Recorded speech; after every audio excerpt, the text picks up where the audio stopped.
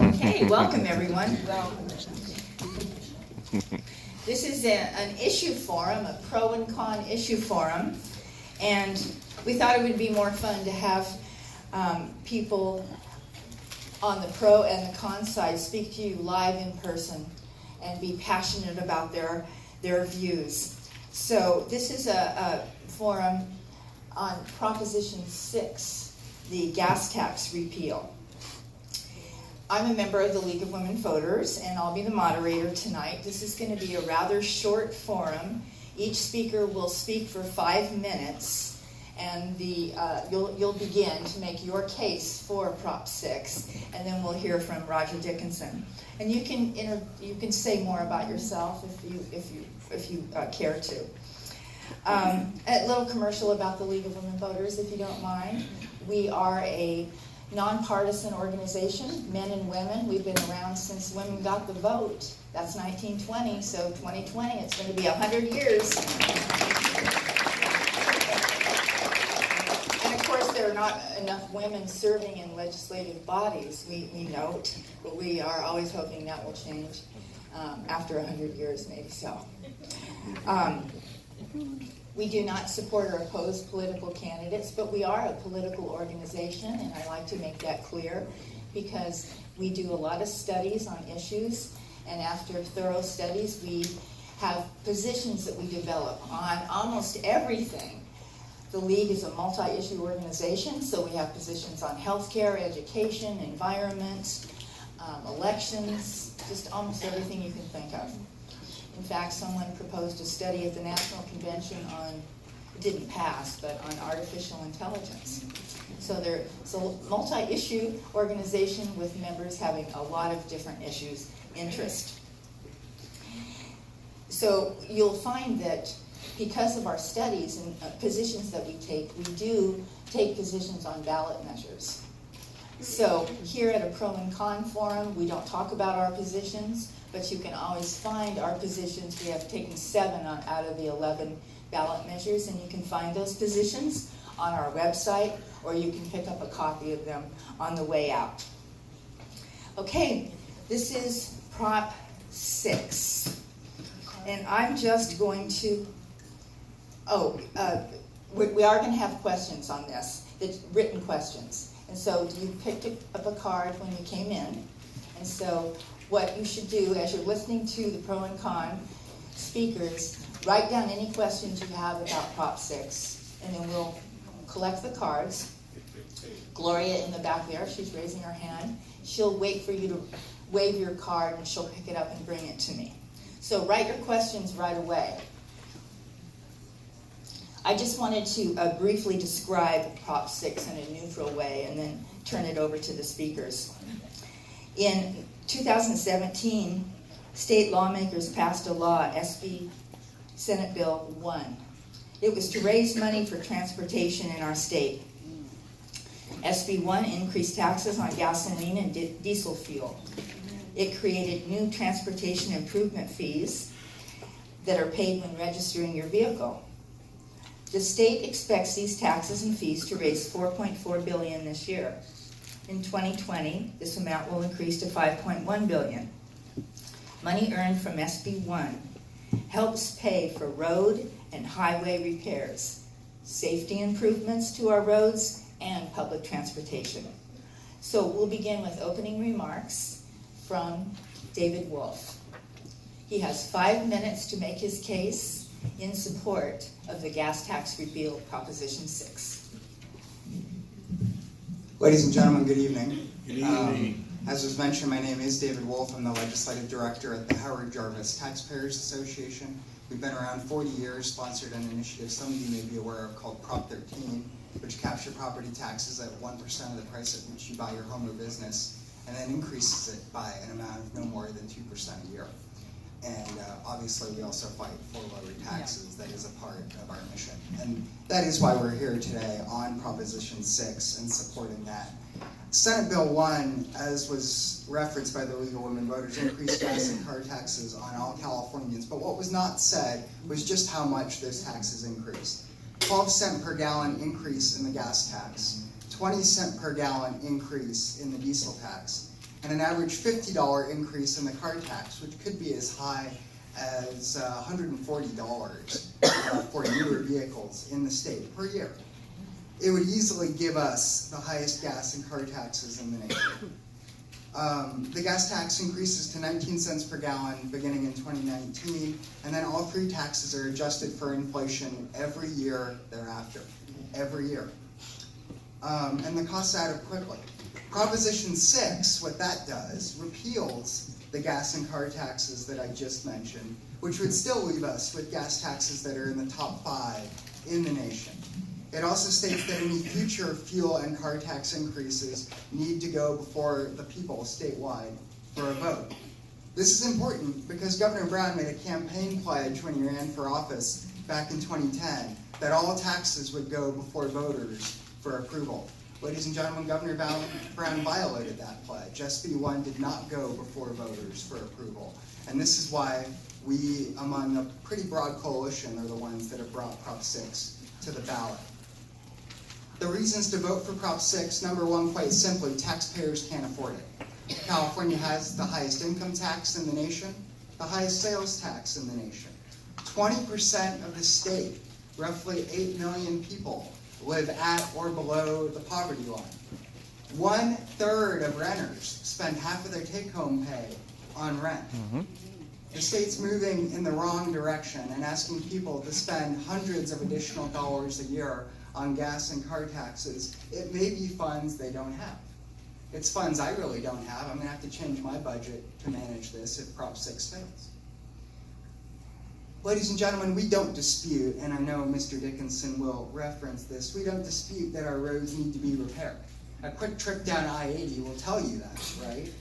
We don't dispute that California has a $58 billion road maintenance backlog. But what opponents of Proposition 6 won't tell you is why that backlog is so large. Because politicians have been neglecting our roads. Consider, the general fund has increased by over $40 billion the last 7 years, $40 billion. And yet not one dime of that money has been spent on transportation. Politicians over the last decade have diverted roughly $10 billion of truck weight fees away from road repair and maintenance to fund other programs. Truck weight fees have historically been used to repair and maintain our roads. Trucks cause road damage, right? They're big. That money should go to repair and maintain our roads, and it's not happening. Those funds have been diverted. The state is sitting on hundreds of millions of dollars of cap and trade funds that are not being spent on anything that could also conceivably be used for road repair and maintenance. Really, it boils down to this, in closing. It's not a question of revenue. It's a question of priorities. The state general fund right now has a $9 billion surplus. The money's there, but politicians haven't made fixing our roads and bridges a priority. Why should middle-class Californians have to suffer for this via paying higher gas and car taxes? That's why we'd ask for a yes vote on Prop 6. Thank you, David.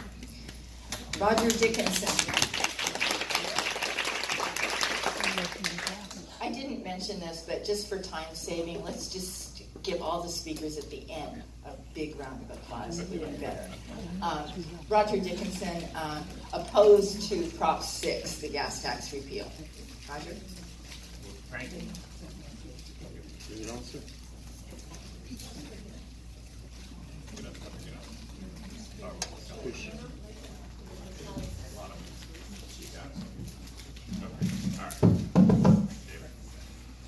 you.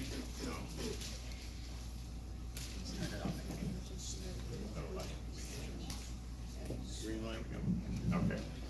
Well, thank you, and good evening, and thank you to the sponsors of the forum this evening. We appreciate you bringing people together to hear about these important measures on the ballot coming up in a very short period of time. And just as a personal side, I want to say it's good to see Lauren Hammond. We don't get to see each other nearly as often these days as we used to. And I still think of her as my sister, and I hope she still thinks of me as her brother. So. simply put, Proposition 6 is nothing less than a frontal assault on our bridge and road safety. That's it in a nutshell. We have over 6,500 projects ongoing right now in the state of California, including projects that will help us fix over 1,600 bridges that are structurally deficient, 3,700 projects that are filling potholes and making safety repairs on our streets, roads, and our freeway systems. You know, most of you probably saw the coverage not too long ago of chunks of I-5 that were coming up. In fact, we had an incident just 3 weeks ago where more than 20 people had their vehicles seriously damaged by parts of I-5 that just peeled up because the money has not been there over the years to properly maintain the streets and roads. That's it in a nutshell. Now, we talk about what has happened in California, and indeed there is a backlog of deferred maintenance, but it's not $50 million, $1 billion, it's $130 billion. And why do we have that backlog? Well, simply put, because the resources that are dedicated to transportation in the state of California, which all go to transportation, have not been able to keep up because those resources literally haven't grown except occasionally since 1994. Now, David mentions that there are truck and weight fees supposedly going to other things. The other things they're going to is to pay bond debt on transportation projects that we financed by a measure that we all passed as voters in the early 2000s.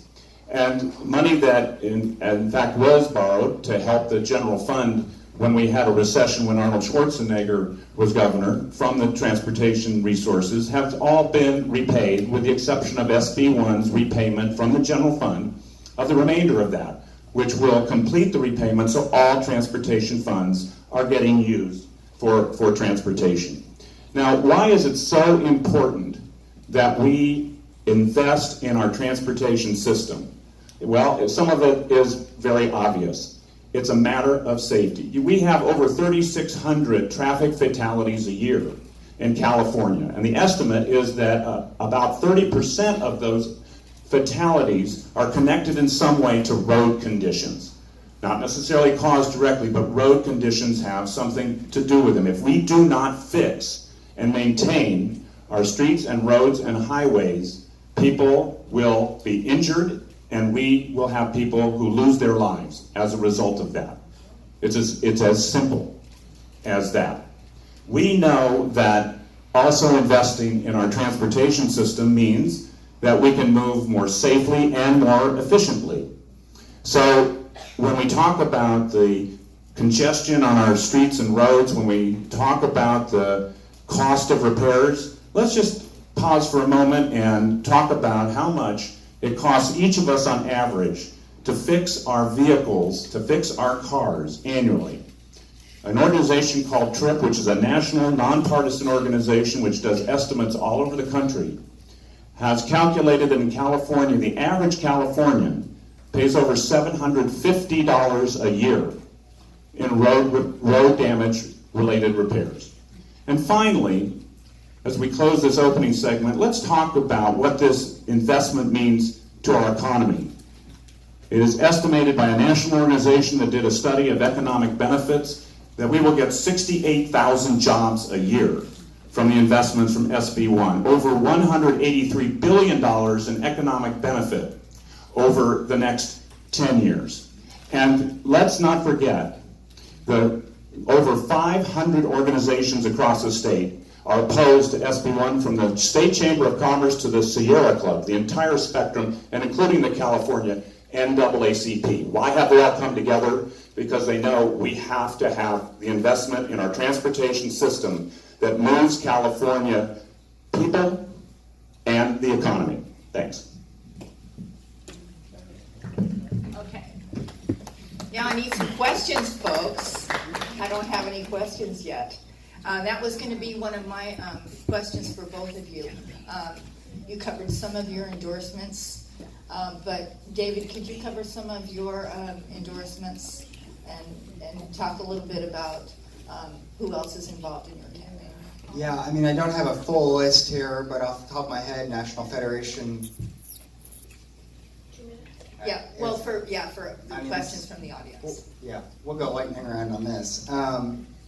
Yeah, I mean, don't have a full list in front of me, but the National Federation of Independent Business, one of the largest small business organizations in the state, has supported Prop 6. Also, the California Farm Bureau, from an agricultural standpoint, has also come out in support of Prop 6. So. Thank you. Roger. Well, as I said, over 500 organizations around the state are opposed to opposed to Prop 6. And I mentioned a couple of them, but from environmental organizations to business organizations to ethnic organizations, the California NAACP, LULAC, host of the Latino Democratic Club here, among others, in Sacramento. It is the widest, broadest cross-section of organizations that one can imagine. Okay.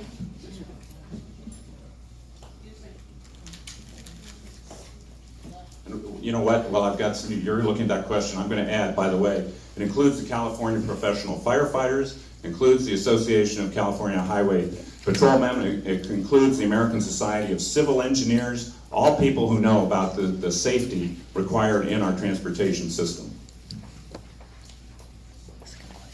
This question is, and we'll begin with you, David. Why are the politicians controlling the road repair money? Why are they? Well, because they're responsible for the state general fund and how money is spent and allocated among things. But let's talk about that. Let's talk about how they've diverted funds away from road repair maintenance. Let's come back to the truck weight fees. Now, that was not a voter-approved initiative. Those truck weight fees were actually diverted by the legislature in a specific bill. Now, Mr. Dickerson was right. That money did go to pay off transportation bond debt. But the question is, should it?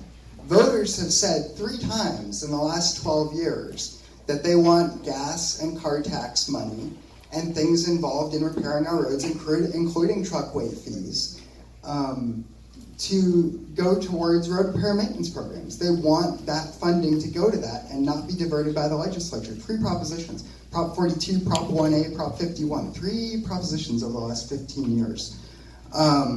So again, it is a question of priorities. The legislature does have the ability to designate more revenue for these purposes, and instead they're diverting it to other things. $10 billion over the last 10 years fixes a lot of potholes on I-5. Let me just say too, in my 1 minute remaining, come back to this. Scare tactics, right? You're being led to believe here today that if you oppose Proposition 10, or Prop 6, sorry, your car is going to get damaged, right? Or bridges will collapse. And that's just not true, okay? That's not true. It's a question of priorities. It's irresponsible to say the money is not there. When you have a $130 billion budget, a $9 billion surplus, and $10 billion have been diverted, there's plenty of money there. Where's it going? Roger? Well, let's talk about the truck and weight fees for just one additional moment. The fact is they weren't diverted illegally or in any inappropriate fashion. They were used as allowed by law to pay for transportation debt. That's how they were used, completely legitimate. But for those who are concerned about that kind of thing, you know what we all did as voters in June? We all passed Prop 69. You all remember Prop 69, which amended the state constitution that says all the transportation funds have to be used for transportation purposes, can't be used to pay bond debt service, can't be used to support the general fund, can't be used even by the governor in a fiscal emergency to help balance the state budget. Locked up as tightly as you can possibly legally lock something up. So we know, all of us now, that if there was any doubt before, and there shouldn't have been, all transportation money goes to transportation purposes. That's what we all did with Prop 69. Now, the idea that this is just a question of priorities and we have enough money, sure. We could get rid of the funding from SB1, and that's what Prop 6 would do. And then we could go into the state general fund and replace that $5.2 billion a year, and what would get cut? Law enforcement, education, health and welfare services, support to communities throughout this state. And in fact, that's what the campaign in favor of Prop 6 is proposing. They have a measure that they have suggested that would take $870 million away from local governments that they use in this state for law enforcement, for keeping libraries open, for taking care of parks, for health services, those kinds of things. That's what's at stake here. So is it a matter of priorities? It sure is. And the priority is to make sure that California is as economically and socially progressive as we can possibly be. We begin this one with you, Roger. Are there union wage jobs to address the repairs? California operates under something called the prevailing wage for public projects. So it doesn't mean that it has to be a union member that does a job. It has to do with the calculation of what are the minimum wages to be paid, which are basically living wages. That's really what prevailing wage is. David? Would you like to respond to that? On that question? Mhm. But if you want me to speak, I can certainly do that. No, just on that question. Did you want to speak? Okay. Next question, and we'll begin this one with you. Has an audit been done to tell the public where the money goes? I'm not aware of a specific audit on transportation funding, although I'm sure there have been various audits done on that over the years. So, I mean, I'm not aware of anything.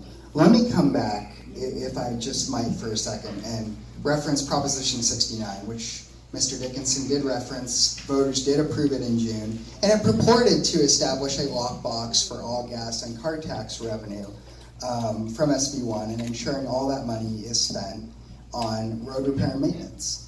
But that's not completely accurate, unfortunately.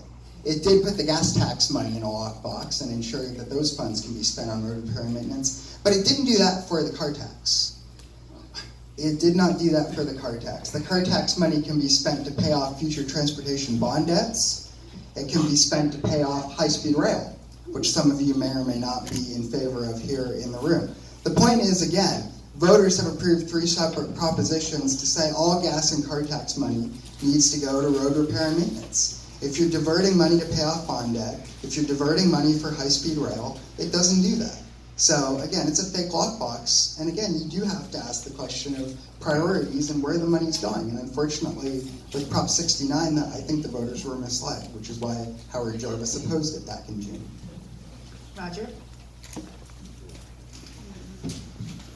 Well, it's simply not true to say that the money is not locked up. All the money coming in, generated by SB1, under Prop 69, is restricted to use for transportation purposes and cannot go to anything else, including high-speed rail.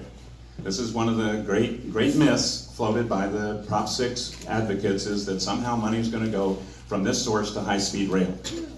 Not going to happen, can't happen under the law, flatly. I want to talk for just a second about accountability and audits. We have something in California called the California Transportation Commission. They review what Caltrans does. They look at how funds are spent, and in fact, they, on a regular basis, and they meet on a monthly basis and look at how projects are going, and they approve projects for Caltrans before they can be done, and local projects as well. Now, one of the important provisions of SB1 was the creation of an Inspector General for Transportation in California, and that person has been appointed by the governor. She and her staff have the responsibility under SB1 to review on an annual basis all the expenditures, both state and local, by agencies of SB1 generated money, and to publish a public report on how it's spent, and also to report to the legislature. So there is absolutely transparency and accountability in how the money will be spent. Okay, this is for you, Roger, first. Why should future generations have to suffer because governments failed to maintain the roads and bridges? Why has the state not been proactive instead of reactive? Well, you know, what's happened, of course, over time is there's been a reluctance to ask people to pay more to maintain and yet improve our system. We live with that as a reality. So let's just understand this in a little bit of historical context. The last time the gas tax was raised in California was 1994. In that time, since then, that more than 20 years, because of the increase by inflation and because of the rapid increase in fuel efficiency in the fleet, plus a growing population which travels more miles, the money that is generated under the gas tax pre-SB1 has about half the buying power that it had in 1994. Now, many of you in this room clearly aren't old enough, but for those of us who are, and remember what we were making in 1994, we wouldn't like to try to live on that today. And that's the state that's the condition the state has been in. So now it's a matter of can we play some catch up, because we have allowed things to defer for too long and create the conditions that currently exist. If we pass Prop 6 and lose the money generated by SB1, then this doesn't get worse on a linear basis, it gets worse on an exponential basis. Meaning the streets today that could be resurfaced and repaired, tomorrow have to be replaced. And the cost of that would be several times what it is simply to maintain and fix the system we have today. That would be the folly of passing Prop 6. David? If you had started funding it 10 years ago instead of diverting truck weight fees, you wouldn't have the road maintenance backlog that you have today. I agree with Roger, there is a problem, but if we had started earlier, we'd have less of a problem now. Why do you need to pay so much? Roger's right, gas taxes haven't been increased in decades. He is right, but we still have the highest gas tax in the nation. And we haven't even started talking about low carbon fuel standards, which, you know, a Sacramento Bee article came out today, could add 25 cents to the price of a gallon of gas, or cap and trade, which could add up to 72 cents per gallon in the price of gas by 2030. If you think 12 cents a gallon is bad, or 19 cents a gallon is bad, wait and see what's coming down the pike. We need to address this now. These funds are not being spent appropriately. There's going to be higher gas taxes coming towards us in the future. And we really do need to ask the question whether Prop 6 is passed or not. Why do we need to pay so much? I could understand if we were South Carolina, which just increased their gas tax, and it was 9 cents a gallon, and they bumped it up. Okay, we're paying right now 45, 50 cents a gallon, counting federal excise taxes. And actually, I think it's a little bit higher than that. Why? Why? Okay, this is for you, David. And I think we can go to 1 minute now, because you guys have made some really great points, both of you. Where does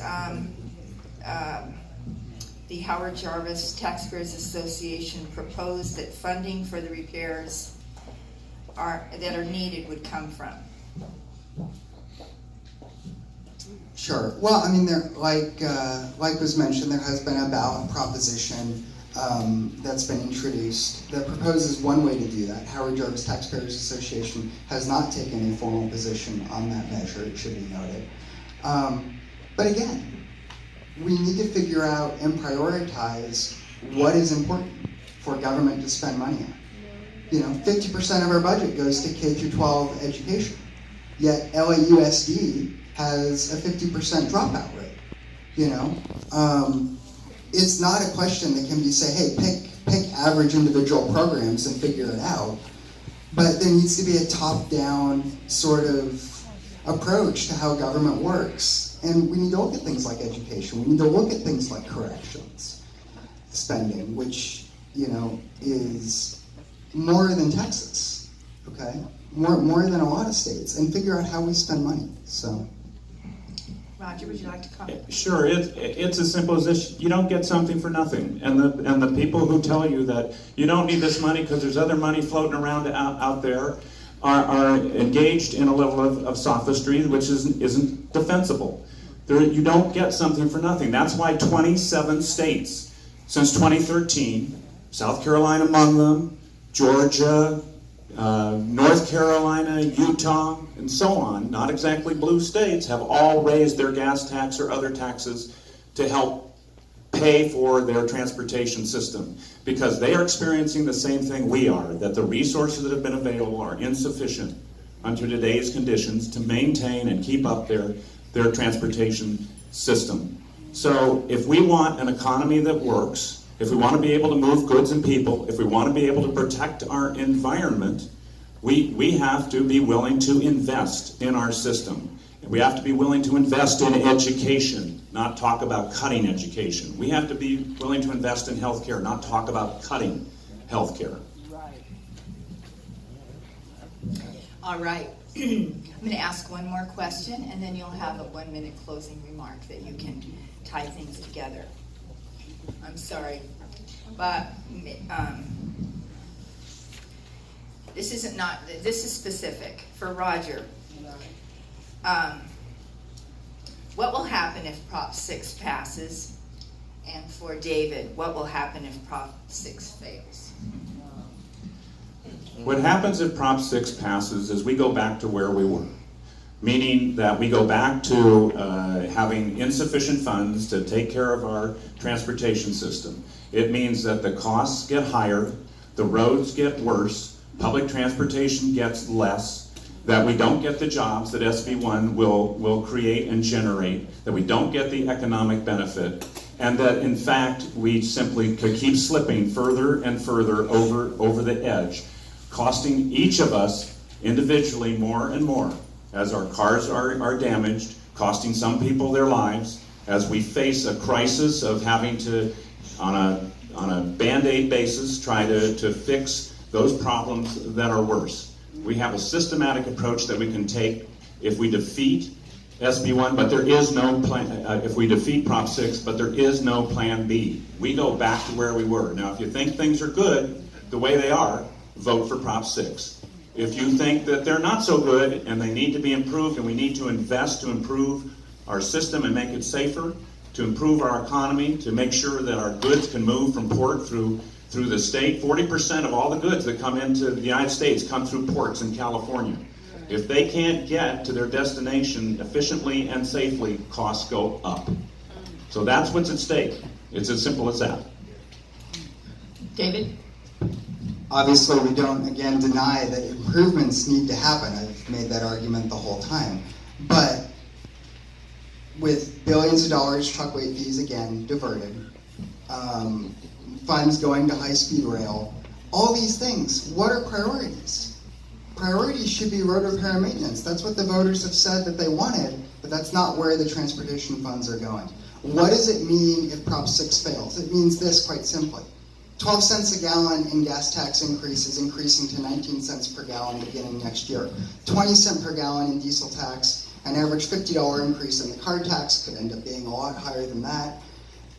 And like I said, those are not the only costs. Low carbon fuel standard, 25 cents a gallon. Cap and trade as high as 72 cents a gallon by 2030. You're looking at $2 in taxes, gas taxes, counting federal excise taxes potentially, over the next 10 years. We have a responsibility, an ability to put a stop to this now by supporting Prop 6 and encouraging that legislators reprioritize the money. That's all we're asking.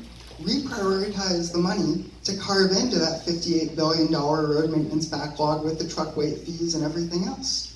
But when you have the highest gas and car taxes in the nation, don't plead poverty and say you need more money when you haven't taken the concrete steps that are needed as the legislature, as policymakers, to justify that you've done everything you can with the $130 billion with a $9 billion surplus that voters have trusted you with. It hasn't been done. Okay, well, you have a minute now to say anything else that you haven't said yet. And we're going to start with David. We did have one extra question. You can choose to incorporate this into your 1 minute or not, but without SB1 funding, or which state programs would you recommend the state cut to finance road repairs? As I addressed earlier, I'm not going to talk about cutting individual programs because it's not my job. It is the job of the California State Legislature, members that you have elected, to figure out how to spend $130 billion with a $9 billion surplus and respond to the will of the voters. If the will of the voters is to pass Prop 6, it is the responsibility of 120 legislators to figure out how to spend that money. Or they can come back with another gas tax increase if they want. But if Prop 6 passes, that does require voter approval. And again, that really is the most important thing, right? Governor Brown made a promise that all taxes would need voter approval. SB 1 didn't get that. If Prop 6 passes and those gas taxes are repealed, it's the responsibility of the legislature to go back and figure out how to budget with a record-setting budget. It's not my responsibility. Roger Dickerson. Thanks. We have the opportunity with Prop 6 to tell those who want the state to go backwards that we're not interested in going with them. What we're interested in doing is making sure that California is the best place it can be for everyone. You know, under SB 1, we have $5 million a year set aside for job training. It's particularly targeted at those of disadvantaged communities who too often have been left behind when good jobs have been created. We have an opportunity to help those who deserve the opportunity to get the chance that they do deserve. We have a chance to make sure that our system is safe. This, again, is directly an attack on our bridge and road and transportation safety. We have the chance to save lives. We have the chance to cut costs. We have the opportunity here to build a stronger economy, a better environment, and a better state. I hope you will join me in opposing Prop 6. I think I will. Okay, a round of applause.